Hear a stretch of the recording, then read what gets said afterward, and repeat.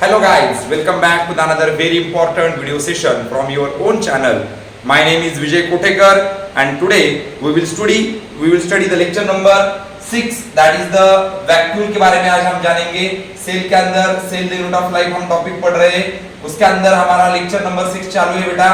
और आज हम पढ़ने जा रहे हैं क्या, वैक्यूल के बारे में। तो डिस्कस करेंगे बेटा वैक्यूल के बारे में। देखो वैक्यूल ऐसा है, प्लांट में भी है और एनिमल में भी है, ये बात पहली कंसेप्ट क्लियर कर लो। ओके, कई स्टूडेंट को लगता है कि वैक्यूल सिर्फ प्लांट के बॉडी में रहता है, तो नहीं बेटा, वैक्यूल प्लांट में भी रहता है और एनिमल सेल में भी रहता है। ओके, लेकिन देखिए मैं यहां पर देख के दूंगा, it is also membrane bound. देखो वैक्यूल जो रहता है, it is also a membrane bound. देखो वैक्यूल को मेम्ब्रेन रहता है और स्पेशली इसको एक बोलूंगा मैं आपको, इसको सिर्फ सिंगल मेम्ब्रेन रहता है, सिंगल मेम्ब्रेन। ओके, वैक्यूल को सिंगल ही मेम्ब्रेन रहता है, सिर्फ एक मेम्ब्रेन रहता है, किसे, वैक्यूल को। लेकिन यहां पर बोला जाए तो वैक्यूल का जो मेम्ब्रेन रहता है single, the membrane of the vacuole, the membrane of vacuole is called tonoplast. Tonoplast हे बहुत इंपॉर्टंट वर्ड आहे बेटा। ओके, वॅक्यूलच्या मेम्ब्रेनला काय बोलायचं, टोनोप्लास्ट असं बोलायचं। बघा काय बोलायचं, वॅक्यूलच्या मेम्ब्रेनला टोनोप्लास्ट असं बोलायचं। आपल्याला बरेचसे वॅक्यूल वगैरे भेटतात। ओके, काही एक्झाम्पल आपल्याला एनसीईआरटी ने दिलेले आहेत, जसे की त्या ठिकाणी फूड वॅक्यूलचं एक्झाम्पल दिलेलं आहे आपल्याला।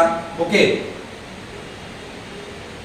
त्याचबरोबर कॉन्ट्रॅक्टाइल वॅक्यूलचं सुद्धा एक्झाम्पल आपल्याला एनसीईआरटी ने दिलेलं आहे। Okay done. तो चलिए हम बात कर रहे हैं बेटा वैक्यूल के बारे में। तो वैक्यूल जो है बेटा, इसे मेम्ब्रेन बाउंड है, सिंगल मेम्ब्रेन रहता है, और वैक्यूल को जो मेम्ब्रेन रहता है उसे हम कहेंगे टोनोप्लास्ट। ओके, वैक्यूल का जो मेम्ब्रेन है उस मेम्ब्रेन को हम क्या कहेंगे बेटा, टोनोप्लास्ट कहेंगे। दूसरी बात मैंने आपको बोलो कि कि जो मेम्ब्रेन रहता है वैक्यूल का, ओके, उस वैक्यूल के मेम्ब्रेन को कहने का टोनोप्लास्ट। ओके, जो सिंगल मेम्ब्रेन रहता है वैक्यूल का, उस सिंगल मेम्ब्रेन को कहने का टोनोप्लास्ट। Is that clear? तो यहाँ पर मैंने आपको बोला कि कुछ वैक्यूल के एग्जांपल्स हैं, एक है फूड वैक्यूल और दूसरा है contractile vacuole. Okay, food vacuole जो रहता है बेटा प्रोटिस्टा के अंदर रहता है। फूड वैक्यूल जो रहता है वो प्रोटिस्टा के अंदर रहता है। ओके, और कॉन्ट्रैक्टाइल वैक्यूल अमीबा के अंदर रहता है। Okay, is that clear? यहां तक समझ में आ गया? जल्दी से रिप्लाई दीजिए बेटा, बोलो बेटा यहां तक क्लियर है? चलो राइट डाउन कीजिए इसे जल्दी से।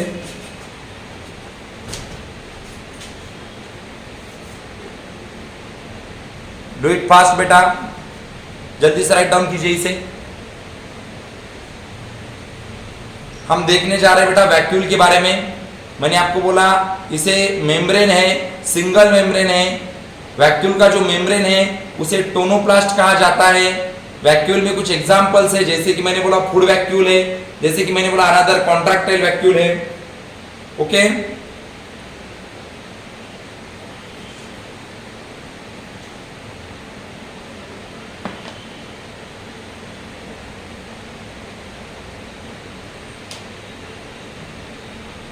चलो ठीक है, हो गया बेटा?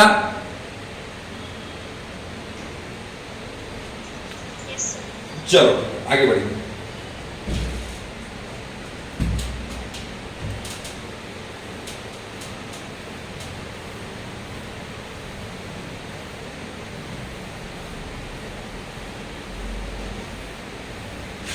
चलो डन। तो अभी मैंने बोला वैक्यूल का जो मेम्ब्रेन रहता है, यस, उस मेम्ब्रेन को क्या कहने का, answer me in the comment section please, do it fast. Okay, vacuole का जो मेम्ब्रेन है उस मेम्ब्रेन को क्या कहेंगे बेटा, यस एग्जैक्टली, हम उसे कहेंगे टोनोप्लास्ट। Okay done. तो अभी हम एक इंपॉर्टेंट ऑर्गेनेल, सेल ऑर्गेनेल लेने जा रहे हैं, जिसका नाम है बेटा राइबोसोम। देखो ध्यान से देखो, राइबोसोम, राइबोसोम एक इंपॉर्टेंट सेल ऑर्गेनेल है बेटा। राइबोसोम के बारे में हम देखेंगे। तो मैंने आपको टॉपिक जब स्टार्ट हुआ था तभी मैंने आपको बोला था ये जो राइबोसोम नाम का ऑर्गेनेल है ये ऑर्गेनेल यूकैरियोटिक सेल में भी होता है और प्रोकैरियोटिक सेल में भी होता है, ये दोनों में कॉमन होता है। मैंने आपको पहले दिन ही बोला था राइबोसोम ये जो ऑर्गेनेल है ये ऑर्गेनेल यूकैरियोटिक सेल के अंदर भी होता है और प्रोकैरियोटिक सेल के अंदर भी होता है। Is that clear? यहां तक कहानी समझ में आई होगी। ओके, तो मैं यहां पर लिख के दूंगा आपको, ये जो राइबोसोम है बेटा फर्स्ट डिस्कवर किया था पैलेट ने। देखो फर्स्ट डिस्कवर बाय पैलेट। देखो पैलेट नाम का एक साइंटिस्ट था जिसने राइबोसोम को डिस्कवरी किया था 1953 में। ओके, कब डिस्कवर किया था बेटा? 1953 में by using electron microscope, by using electron microscope. देखो चलो देखिए, मैं आपको क्या पढ़ा रहा हूं बेटा? राइबोसोम के बारे में पढ़ा रहा हूं। तो ये जो राइबोसोम नाम का ऑर्गेनेल है इसको सबसे पहले डिस्कवरी किया पैलेट ने। कब डिस्कवरी किया? 1953 में इलेक्ट्रॉन माइक्रोस्कोप का डिस्कवरी होने के बाद। आपको पता है राइबोसोम बहुत ही टाइनी सेल ऑर्गेनेल है, इसीलिए इसको विदाउट इलेक्ट्रॉन माइक्रोस्कोप डिस्कवरी करना बहुत मुश्किल बात थी। इसीलिए 1950 में जब इलेक्ट्रॉन माइक्रोस्कोप का डिस्कवरी हुआ उसके बाद ही यहाँ पर हमें राइबोसोम का डिटेल स्ट्रक्चर ऑब्जर्व करने मिला है। तो इसका डिटेल स्ट्रक्चर 1953 में ऑब्जर्व किया first time Palade, George Palade एक साइंटिस्ट था, उन्होंने 1953 में। और ये जो सेल ऑर्गेनेल बेटा जिसका नाम हम जानने जा रहे हैं बेटा राइबोसोम। तो राइबोसोम जो होता है प्रोकैरियोटिक सेल में जो रहता है ना राइबोसोम, प्रोकैरियोटिक सेल में राइबोसोम जो रहता है 15 से 20 नैनोमीटर रहता है। एनसीईआरटी ने हमें क्या बोला है बेटा कि प्रोकैरियोटिक राइबोसोम जो होता है ये प्रोकैरियोटिक राइबोसोम 15 से 20 नैनोमीटर तक हो सकता है। किसके बारे में बात करें हम? Prokaryotic ribosome. आपको मैंने प्रोकैरियोटिक यूकैरियोटिक सभी बातें मैंने पिछले लेक्चर में पढ़ाई है। ओके, हाँ, जो भूल गया उसे पाप लगेगा बेटा। Okay done. तो दूसरी बात क्या है बेटा? Organelle present in both prokaryote and eukaryote. Ribosome में अकेला ऑर्गेनेल है बेटा। राइबोसोम इज ऑर्गेनेल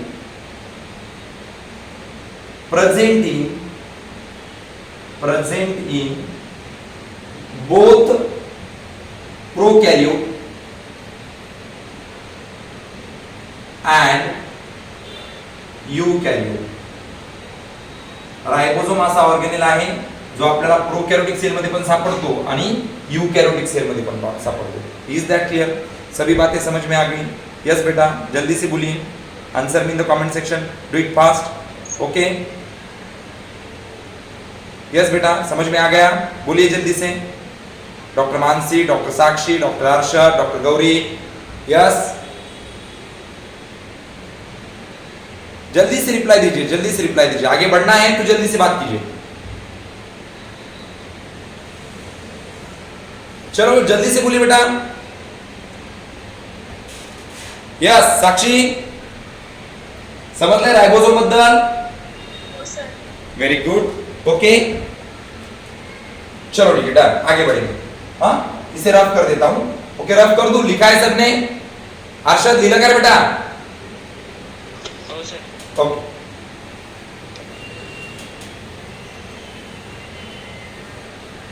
तो अभी हम देखेंगे features of ribosome. Okay, feature देखेंगे राइबोसोम के।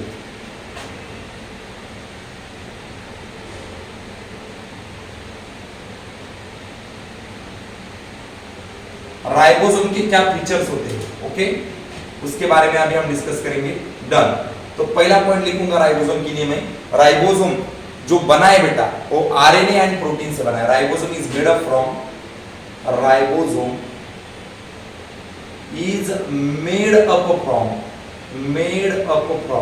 देखो राइबोसोम किससे बना है बेटा? राइबोसोम बना है प्रोटीन। राइबोसोम बना है प्रोटीन प्लस आरआरएनए से बना है बेटा, आरआरएनए से। ओके, अगर आपको कोई बोले कि राइबोसोम किससे बना है तो आप बोलेंगे प्रोटीन से बना है और आरआरएनए से बना है। प्रोटीन रहता है बेटा इसमें 35%, ओके, और आरआरएनए रहता है 65%। ओके, प्रोटीन आणि आरआरएनए हे दोन गोष्टी एकत्र आले तर काय बनतं रायबोझोम बनतं आणि लक्षात ठेवा रायबोझोमवर आरआरएनए असतो हे विसरायचं नाही राइबोसोम कौन सा आरएनए असतो आरएनए असतो इज दैट क्लियर मुझे लगता है यहां तक बात समझ में आई होगी ओके तो ये तो ऑर्गेनेल है जो राइबोसोम है स्मॉल साइज ऑर्गेनेल बेटा बहुत ही स्मॉल साइज ऑर्गेनेल है स्मॉल साइज ऑर्गेनेल बहुत ही स्मॉल साइज ऑर्गेनेल इसीलिए तो हमने इसका डिस्कवरी इलेक्ट्रॉन माइक्रोस्कोप का डिस्कवरी होने के बाद किया था बाद में इसकी जो लोकेशन होती है बेटा लोकेशन कहाँ होती है कहाँ पर रहता है राइबोसोम ये रहता है हमारे साइटोप्लाज्म में इधर रहता है बेटा हमारे साइटोप्लाज्म में सेल का जो साइटोप्लाज्म रहता है उस साइटोप्लाज्म के अंदर क्या रहेगा राइबोसोम रहेगा इज दैट क्लियर बात समझ में आई होगी बाद में एक सबसे बड़ी इंपॉर्टेंट बात मैं आपको बोलूंगा कि राइबोसोम को मेम्ब्रेन नहीं होता राइबोसोम को मेम्ब्रेन नहीं होता इसीलिए मैं यहां पर लिखूंगा without membrane organelle without membrane organelle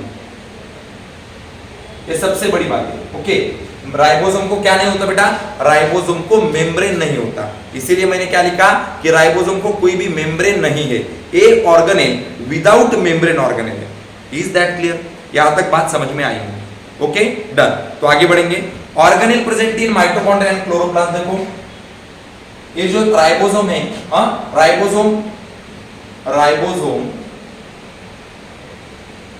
is present in mitochondria देखो माइटोकॉन्ड्रिया में होता है मैं आपको अगले लेक्चर में माइटोकॉन्ड्रिया पढ़ाने वाला हूं या तो फिर इसी लेक्चर में हो जाएगा mitochondria and chloroplast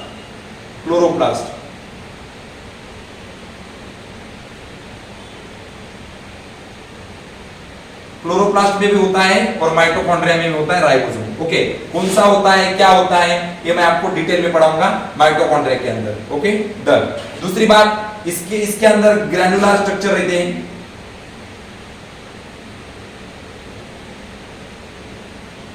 okay done तो यहां तक हो गए अपने राइबोसोम के फीचर्स ओके तो क्या है पहला फीचर बोलिए मुझे यस बेटा Sakshi can you tell me what is the first feature of the ribosome जल्दी से बोलिए ribosome is made up of protein and RNA very good कितना परसेंट आरआरएनए और कितना परसेंट प्रोटीन है बेटा protein 35% and RNA 65%। Very good उसके बाद सेकंड पॉइंट क्या है जल्दी से पढ़ो स्मॉल साइज ऑर्गेनेल बराबर उसका लोकेशन किधर है बेटा साइटोप्लाज्म वेरी गुड और उसको मेम्ब्रेन है क्या बेटा मेम्ब्रेन है उसको राइबोसोम को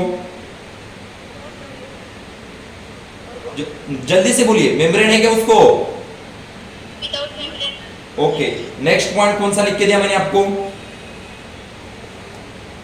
ribosome is present in mitochondria and chloroplast very good और लास्ट वाला पॉइंट क्या है बेटा ग्रैन्युलर स्ट्रक्चर वेरी गुड चलो तो यहां तक हो गया अपना राइबोसोम अब ये हम देखेंगे बेटा राइबोसोम यूकैरियोटिक के अंदर कौन सा रहता है और प्रोकैरियोटिक के अंदर कौन सा रहता है ये बहुत ही इंपॉर्टेंट एनसीईआरटी ने पॉइंट हमें दिया है तो इसके बारे में अभी हम डिस्कस करेंगे चलो ठीक है डन तो आगे बढ़ेंगे शायद आपका ये लिखना हो चुका होगा यस बेटा रफ कर दूं यस सर वेरी गुड चलो ठीक है डन आगे बढ़ेंगे तो देखिए अभी हम देखेंगे राइबोसोम के सब यूनिट देखो राइबोसोम के सब unit we will discuss about the subunits of the ribosome देखो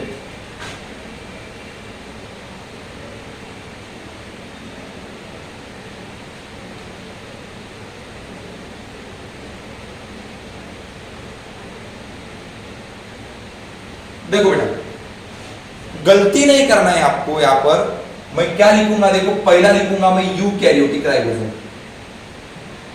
यूकैरियोटिक राइबोसोम ओके और दूसरा लिखूंगा यहां पर प्रोकैरियोटिक राइबोसोम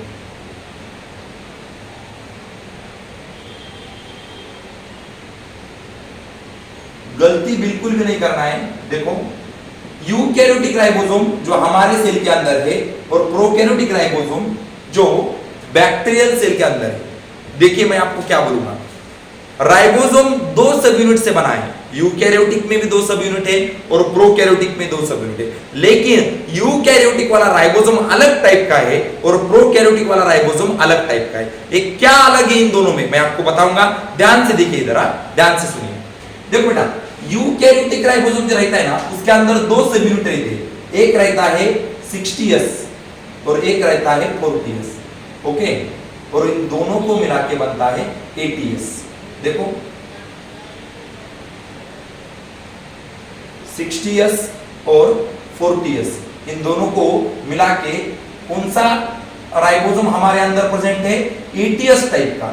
और प्रोकैरियोटिक राइबोसोम कौन सी यूनिट से बना है, देखो एक रहता है बड़ा यूनिट जिसका नाम है 50S और एक छोटा यूनिट जिसका नाम है 30S, इन दोनों को मिला के प्रोकैरियोटिक राइबोसोम में बनेगा 70S, ओके। अभी ये सब देख के आपको पता चला होगा कि बायोलॉजी के सर का मैथमेटिक्स बहुत वीक है। सर 60 और 40 तो 100 होते हैं और नीचे तुमने प्रोकैरियोटिक में लिखा और प्रोकैरियोटिक में 50 और 30 तो 80 होते हैं, तभी भी तुमने ऐसा क्यों लिखा। देखो बेटा, यहाँ पर ये ही सही है, ये जो मैंने आपको बोर्ड के ऊपर दिया है ये 101% सही है, ये बायोलॉजी का मैथमेटिक्स है बेटा, ओके। 60 और 40 दोनों मिला के 80 बनेंगे और 50 और 30 दोनों मिला के 70S बनेंगे। तो अगर मैं पूछूं कि यूकैरियोटिक राइबोसोम कौन सा है तो आप क्या बोलेंगे, 80S बोलेंगे, और प्रोकैरियोटिक राइबोसोम कौन सा है तो क्या बोलेंगे बेटा, 70S बोलेंगे। Is that clear? यहां तक कहानी समझ में आई बेटा? जल्दी से बोलिए। Very good. तो अभी क्या होता है, मेरी बात सुनो, 60S और 40S, अभी बड़ा यूनिट कौन सा है, यूकैरियोटिक के अंदर बड़ा यूनिट कौन सा है, एग्जैक्टली 60S है। छोटा यूनिट कौन सा है, 40S है। 60 और 40 इन दोनों को मिला के हमारे बॉडी के अंदर 80S टाइप का राइबोसोम है, और प्रोकैरियोटिक राइबोसोम कितने टाइप के बेटा, 50S और 30S, दोनों को मिला के 70S टाइप का राइबोसोम ये प्रोकैरियोटिक सेल के अंदर हमें पाया जाता है, ओके। लेकिन एक बात कभी भी भूलो मत, एक बात कभी भी भूलो मत, एक बात बोलो, हम यूकैरियोटिक है या प्रोकैरियोटिक है? एग्जैक्टली आप बोलेंगे सर क्या बोल रहे हैं, हम तो यूकैरियोटिक है, ओके। लेकिन हम यूकैरियोटिक है, प्लांट भी यूकैरियोटिक है, लेकिन प्लांट का कोई तो भी ऐसा ऑर्गेनेल और हमारा कौन सा तो भी ऐसा ऑर्गेनेल, सेल ऑर्गेनेल है जिसके अंदर 70S टाइप का राइबोसोम मिलेगा। तो मैं आपको लिख के दे रहा हूं यहां पर, माइटोकॉन्ड्रिया, देखो यहां पर mitochondria, mitochondria, mitochondria and chloroplast, chloroplast, देखो माइटोकॉन्ड्रिया एंड क्लोरोप्लास्ट, इन दोनों के अंदर 70S टाइप का राइबोसोम पाया जाता है, ओके।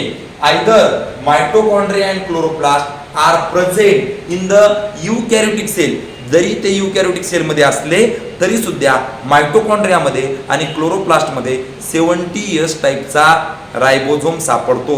तुम्हाला एग्जाम मध्ये क्वेश्चन विचारला जाऊ शकतो की which of the following show 70S type of ribosome.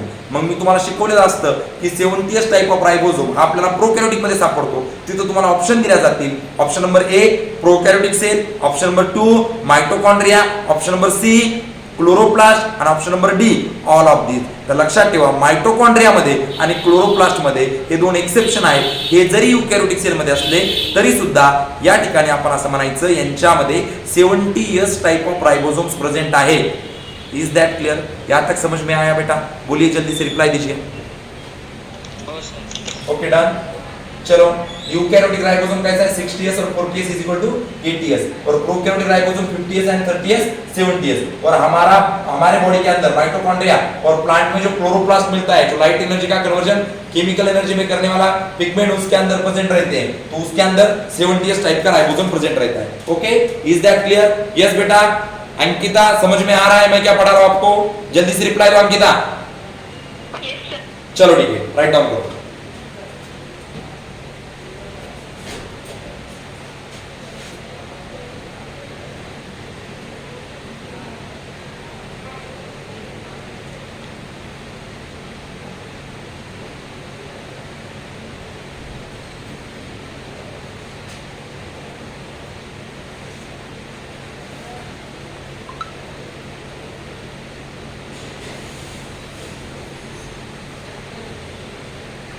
चलो हो गया बेटा, जल्दी से बोलो। चलो तो आगे बढ़ेंगे।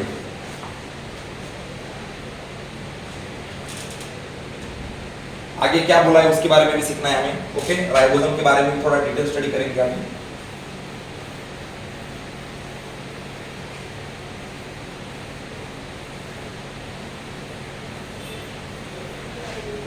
चलो तो आगे देखो, तो एक सवाल पूछूंगा आपसे मैं, यूकैरियोटिक सेल में 80s टाइप का राइबोसोम मिलता है या 70s टाइप का राइबोसोम मिलता है? जल्दी से बोलिए, कोई भी आंसर दो, answer in the comment section fast, बोलिए जल्दी से। 80s, लेकिन हमारे बॉडी के अंदर ऐसा कौन है बेटा जहां पर 80s टाइप का 70s टाइप का राइबोसोम मिलेगा? माइटोकॉन्ड्रिया। और प्लांट के बॉडी के अंदर क्लोरोप्लास्ट है जिसके अंदर 70s टाइप का राइबोसोम हमें मिलता है। मुझे लगता है यहां तक बात समझ में आई होगी। अभी देखो राइबोसोम का वर्किंग क्या रहता है, राइबोसोम जो रहता है बेटा, राइबोसोम ये हमारे बॉडी के अंदर प्रोटीन बनाता है, प्रोटीन।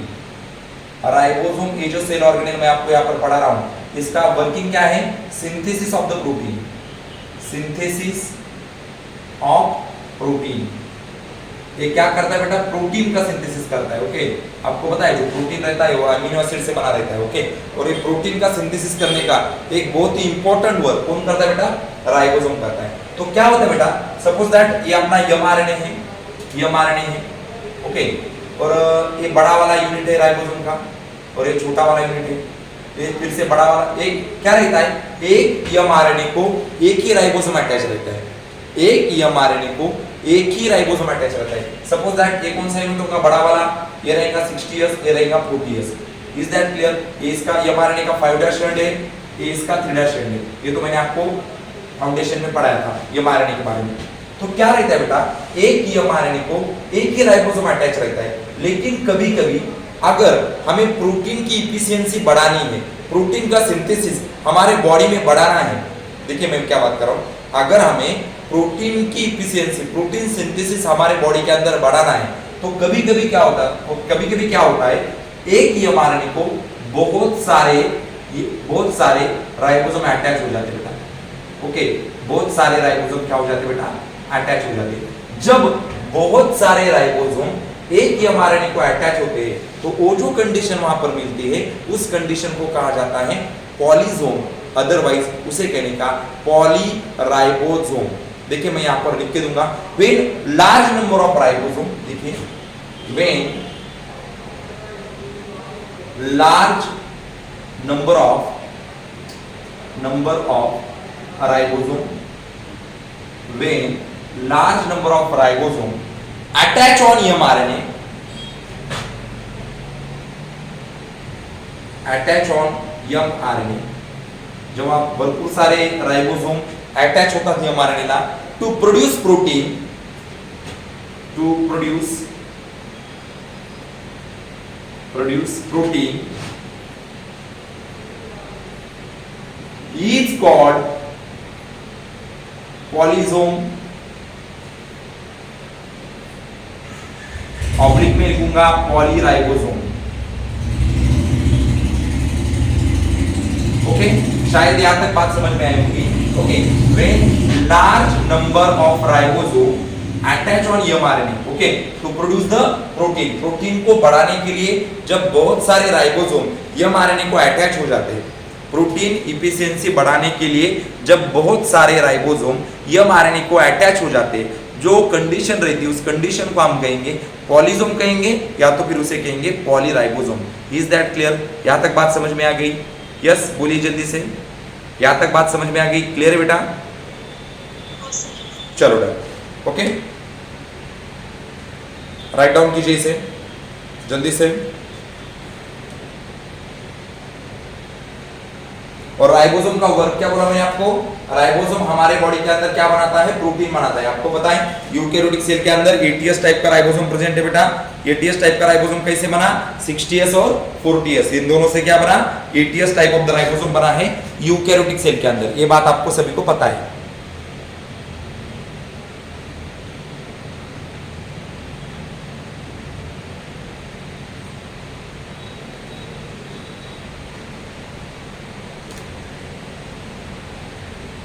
चलो क्लियर है आगे बढ़ने का?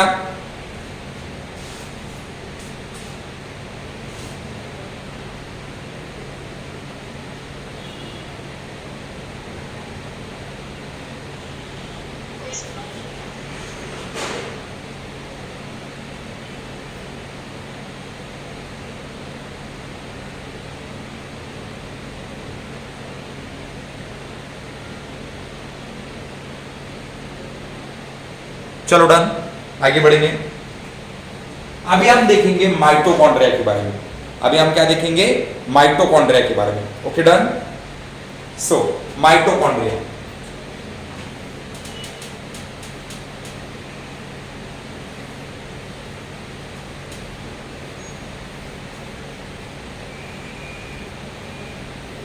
चलो लेक्चर नंबर 6, इसमें हमने अभी माइटोकॉन्ड्रिया देखा, पहले वैक्यूल देखा, अभी हम देखेंगे माइटोकॉन्ड्रिया। ओके,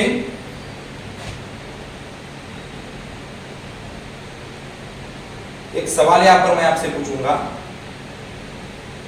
यस, माइटोकॉन्ड्रिया में कौन से टाइप के राइबोसोम्स प्रेजेंट होते हैं? मैंने अभी अभी आपको पढ़ा।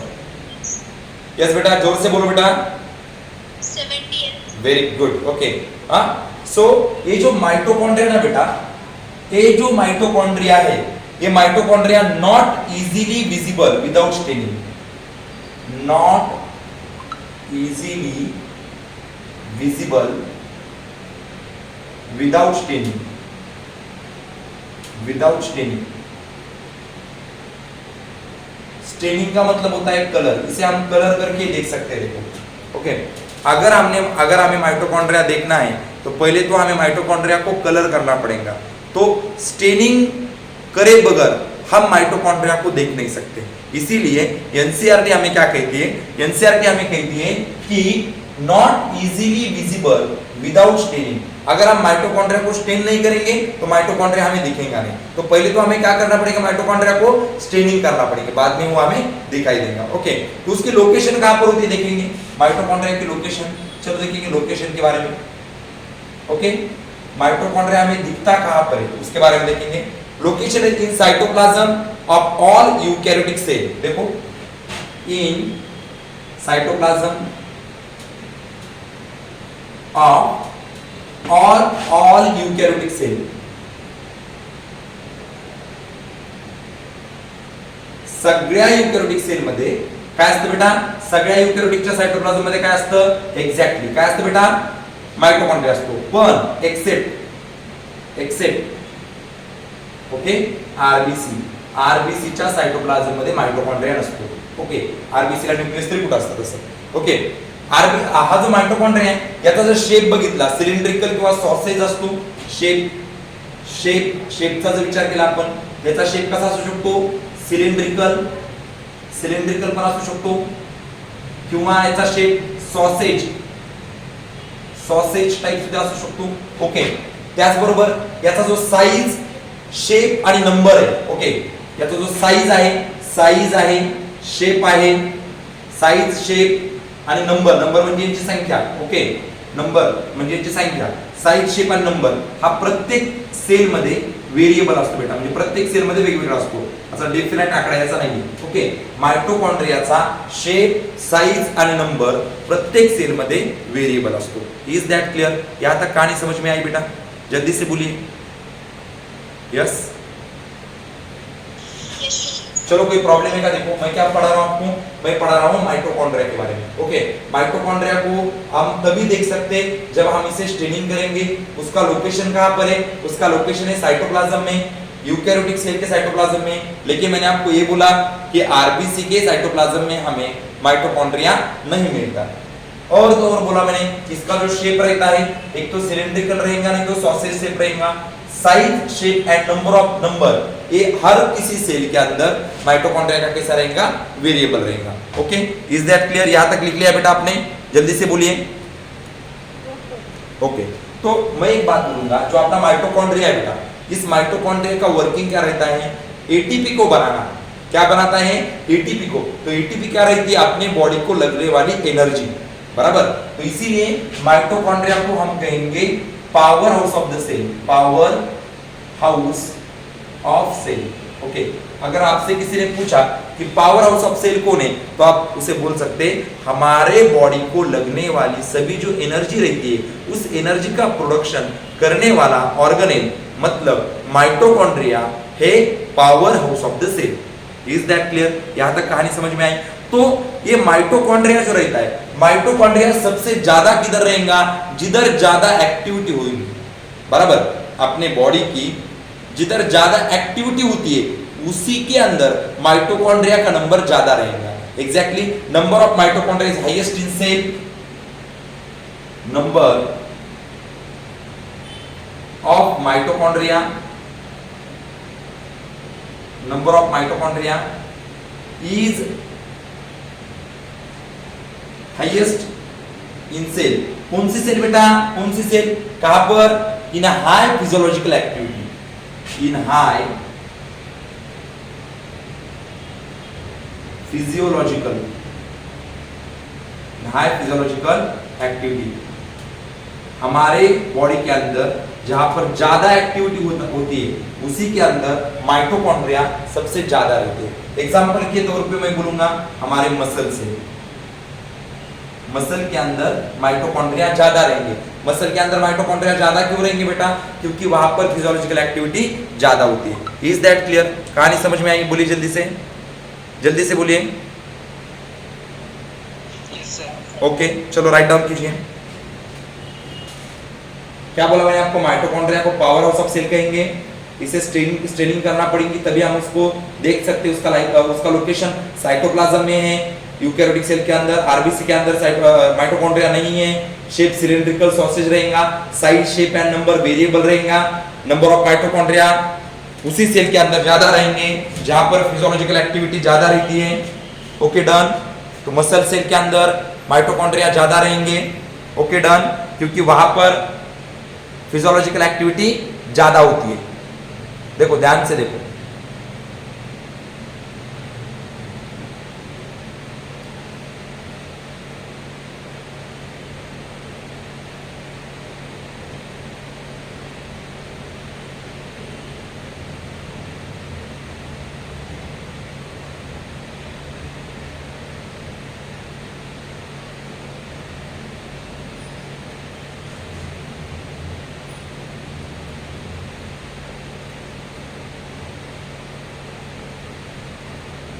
जस्ट होने के बाद आवाज दो बेटा।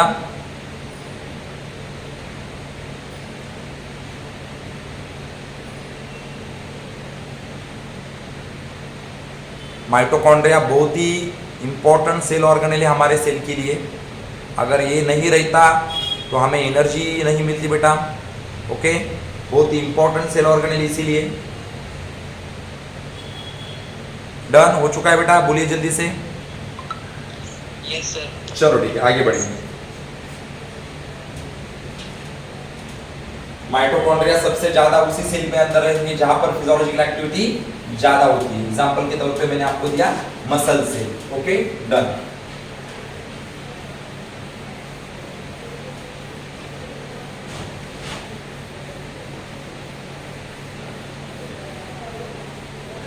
चलो तो आगे क्या है, आगे देखेंगे माइटोकॉन्ड्रिया का structure, structure of the mitochondria. Okay, बहुत ही important. Structure of mitochondria. Mitochondria का क्या देखेंगे अभी हम, स्ट्रक्चर देखेंगे। तो ध्यान से सुनो बेटा, ये जो माइटोकॉन्ड्रिया मैंने आपको पहले भी दिया है, माइटोकॉन्ड्रिया जो है बेटा, माइटोकॉन्ड्रिया को डबल मेम्ब्रेन है। कितने मेम्ब्रेन है बेटा, डबल मेम्ब्रेन है। इसीलिए तो मैंने उसको डबल मेम्ब्रेन के अंदर डाला था। देखिए अपने पिछले वाला नोटबुक चेक कीजिए, उसमें आपको 101% मिल जाएगा। ओके, तो माइटोकॉन्ड्रिया को जो दो मेम्ब्रेन है, इसका वाला ये आउटर मेम्ब्रेन निकालूंगा मैं यहाँ पर, ये outer membrane. Okay,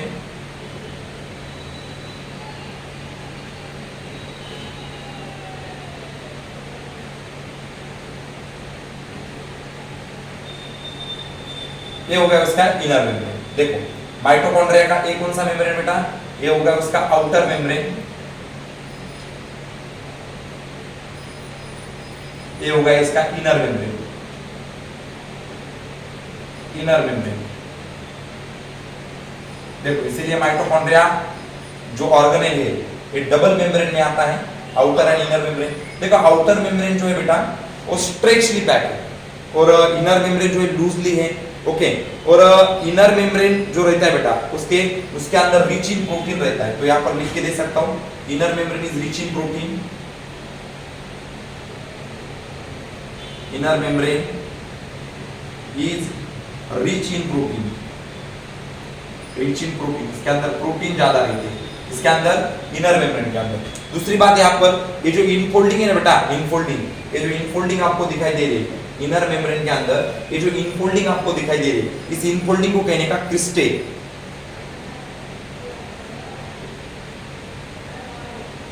cristae, inner membrane पे जो फोल्डिंग है ना बेटा, उस इनर मेम्ब्रेन के फोल्डिंग को क्या कहने का? क्रिस्टे कहने का, cristae. Okay, is that clear? यहां तक समझ में आया होगा। दूसरी बात यहाँ पर ऐसे बेटा, ये होगा उसका आउटर मेम्ब्रेन, ये होगा इसका inner membrane, outer membrane and inner membrane. तो इस आउटर और इनर मेम्ब्रेन के बीच में ये जो स्पेस आपको दिखाई दे रही है, ये जो space, okay, outer and inner membrane दोनों के बीच में ये जो स्पेस प्रेजेंट है, इसे कहेंगे inter membrane space, inter membrane space, इन दोनों के बीच में रहने वाली स्पेस। ओके, तो क्या पढ़ा है मैंने आपको? Outer membrane and inner membrane, outer membrane and inner membrane, इन दोनों के बीच में जो स्पेस प्रेजेंट है इसे कहेंगे inter membrane space. Is that clear? यहां तक कहानी समझ में आई? बोलिए जल्दी से, जल्दी से बोलिए। Okay, done. तो यहाँ पर जो ये जो आउटर मेम्ब्रेन रहते हैं ना, आउटर मेम्ब्रेन, ये जो आउटर मेम्ब्रेन रहता है, यहाँ पर ऐसे पोरिन्स भी रहते हैं, पोरिन्स, छोटे छोटे पोरिन्स भी रहते हैं। ओके, हाँ, पोरिन्स भी रहते हैं आउटर मेम्ब्रेन पे। और सबसे इंपॉर्टेंट बात, यहाँ पर ये जो मेम्ब्रेन है ना, इंटर मेम्ब्रेन स्पेस है ना, इस इंटर मेम्ब्रेन स्पेस के अंदर H+ ज्यादा रहते हैं। क्या ज्यादा रहते हैं? H+ ज्यादा रहते हैं, H+। ओके, तो H+ ज्यादा रहते हैं, इसका मतलब क्या होता है बेटा? इसका जो pH है ना, इसका pH, हाँ, इंटर मेम्ब्रेन स्पेस का जो pH है ना, वो pH लो है बेटा, लो pH, लो pH है। अभी लो pH बोले तो कौन सा रहेगा? एसिडिक रहेगा। आपने pH स्केल तो पढ़ी होंगी, 0 से 6 तक एसिड होता है, 7 को न्यूट्रल होता है और 8 से 14 के बीच में बेसिक होता है। तो यहाँ पर H+ ज्यादा है, इसका मतलब pH लो है। pH लो है का क्या मतलब होता है? वहां पर एसिडिक कंडीशन है। Is that clear? यहाँ तक समझ में आ गया बेटा? जल्दी से बोलिए। माइटोकॉन्ड्रिया क्लियर है बेटा? माइटोकॉन्ड्रिया का स्ट्रक्चर समझ में आता है बेटा? देखिए क्या बोला मैंने, माइटोकॉन्ड्रिया को दो मेम्ब्रेन है, outer membrane and inner membrane. Outer and inner membrane दोनों के बीच में इंटर मेम्ब्रेन स्पेस होती है। ओके, उसके अंदर H+ की क्वांटिटी ज्यादा होती है, इसीलिए वहां पर लो pH है, तो वहां का एनवायरनमेंट एसिडिक रहेगा। ओके, और इनर मेम्ब्रेन की जो इनफोल्डिंग्स है उसे हम क्रिस्टे कहेंगे। ओके, और इनर मेम्ब्रेन के अंदर प्रोटीन ज्यादा रहेंगे, प्रोटीन। तो जो भी एंजाइम्स हमें क्रेब्स साइकिल में लगेंगे, रेस्पिरेशन टॉपिक में जो हमने पढ़ा था, ओके, तो जो भी या तो फिर पढ़ने वाले हैं, तो रेस्पिरेशन टॉपिक के अंदर जो क्रेब्स साइकिल है, एक क्रेब्स साइकिल चलाने के लिए जो एंजाइम्स लगेंगे, ये सभी एंजाइम्स कहां पर रहेंगे? माइटोकॉन्ड्रिया के इनर मेम्ब्रेन पे। Is that clear? समझ में आ रहा है बेटा आपको? जल्दी से बोलिए। यस बेटा। Doctor Sakshi, are you getting point? जल्दी से बोलिए, आवाज दो। ओके, डॉक्टर अंकिता, यस बेटा, वेरी गुड। चलो लिख लो बेटा, डायग्राम निकाल लो, जल्दी से डायग्राम निकालो। माइटोकॉन्ड्रिया डबल मेम्ब्रेन स्ट्रक्चर बेटा, बहुत ही इंपॉर्टेंट स्ट्रक्चर है।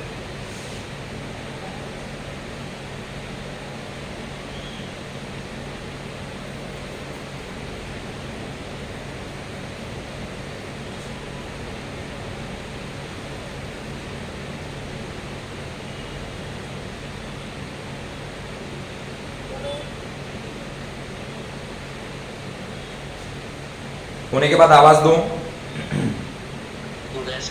Okay, done, very good. चलो ठीक है, आगे बढ़ेंगे। चलो ठीक है।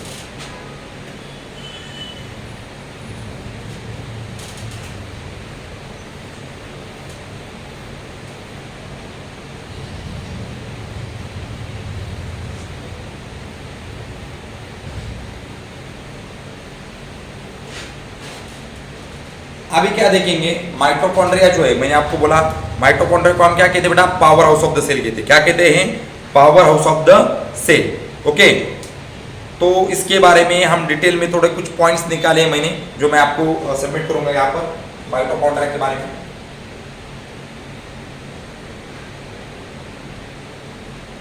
माइटोकॉन्ड्रिया, बस। तो माइटोकॉन्ड्रिया क्या है बेटा? ओके, माइटोकॉन्ड्रिया जो है डबल मेम्ब्रेन है, उसको डबल मेम्ब्रेन,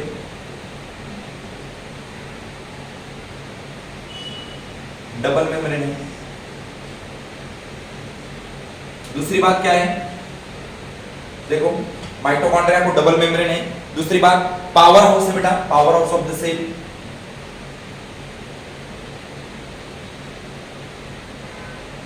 पावर हाउस है बेटा सेल का। तीसरी बात क्या है बेटा, देखो तीसरी बात क्या है, oxygen inter and CO2 leave. देखो माइटोकॉन्ड्रिया में ऑक्सीजन की एंट्री होती है, ऑक्सीजन इंटर एंड CO2 बाहर जाता है माइटोकॉन्ड्रिया से, लीव बोले तो बाहर जाता है।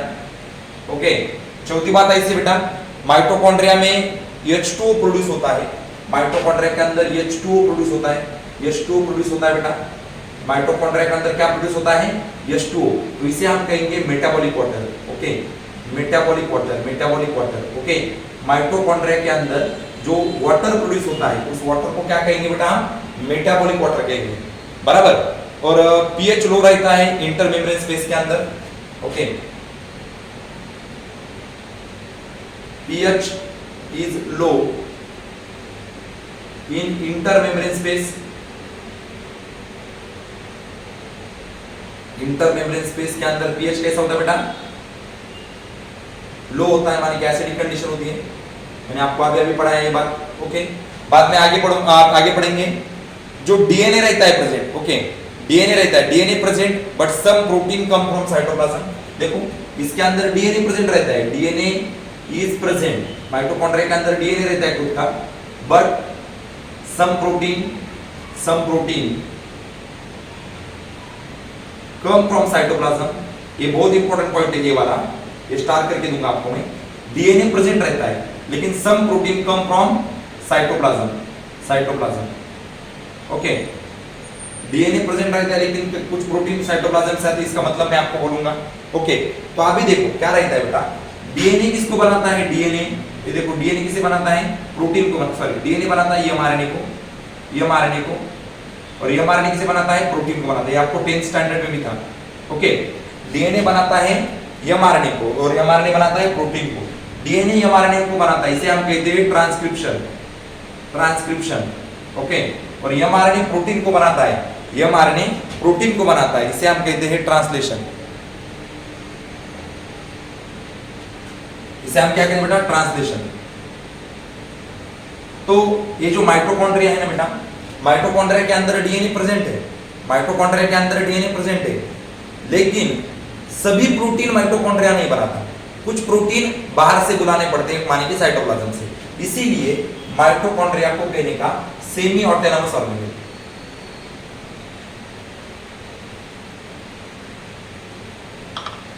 माइटोकॉन्ड्रिया क्या कहने का, semi autonomous cell organelle. Okay, हे याचं रिझन दिलं तुम्हाला मी काय सांगितलं की डीएनए प्रेजेंट असतो, DNA is present but some protein come from the cytoplasm. इसका क्या मीनिंग होता है, इसका मीनिंग ऐसा होता है बेटा, देखो डीएनए प्रेजेंट है लेकिन सम प्रोटीन बाहर से मंगवाने पड़ते हैं, इसीलिए मैंने क्या बोला, ये सेमी ऑटोनॉमस है। सेमी ऑटोनॉमस क्यों है, इसके अंदर डीएनए है लेकिन कुछ प्रोटीन साइटोप्लाज्म से बुलवाने पड़ते हैं माइटोकॉन्ड्रिया के ग्रोथ के लिए, बराबर। तो यहां तक मैंने आपको बोला। क्या माइटोकॉन्ड्रिया के बारे में दी गई सब कुछ इंफॉर्मेशन आपको समझ में आई? देखो पहला तो मैंने बोला माइटोकॉन्ड्रिया डबल मेम्ब्रेन है। दूसरी बात, हमारे सेल को लगने वाली जो एनर्जी है, ये एनर्जी माइटोकॉन्ड्रिया प्रोड्यूस करता है, इसीलिए माइटोकॉन्ड्रिया को हम कहेंगे power house of the cell. तीसरी बात मैंने आपको बोली, माइटोकॉन्ड्रिया में ऑक्सीजन आता है और CO2 छोड़ के जाता है। माइटोकॉन्ड्रिया के अंदर जो H2O बनता है, इस H2O को हम कहेंगे मेटाबॉलिक वाटर। चौथी बात मैंने आपको बोली कि जो पीएच रहता है इंटरमेम्ब्रेन स्पेस के अंदर जो पीएच रहता है, ये पीएच लो रहता है, माने कि एसिडिक कंडीशन रहती है। माइटोकॉन्ड्रिया के अंदर खुद का डीएनए रहता है लेकिन ये डीएनए सभी प्रोटीन नहीं बनाता, कुछ प्रोटीन साइटोप्लाज्म से आते हैं, इसीलिए माइटोकॉन्ड्रिया को हमने कहा सेमी ऑटोनॉमस ऑर्गेनेल। और सबसे बड़ी बात यहां पर मैं आपको बोलूंगा कि माइटोकॉन्ड्रिया के अंदर 70s type of ribosomes present रहते हैं। Is that clear? क्या माइटोकॉन्ड्रिया की सभी इंफॉर्मेशन जो आपके सामने है, ये आपको समझ में आई है, नहीं आई है तो पूछिए। यस बेटा, यस समजलंय का? बघा पटकन पूर्ण पॉइंट वाचा, लिहून घ्या, काही अडचण असेल तो विचारा। Mitochondria power house of the cell के बारे में हम पढ़ रहे बेटा।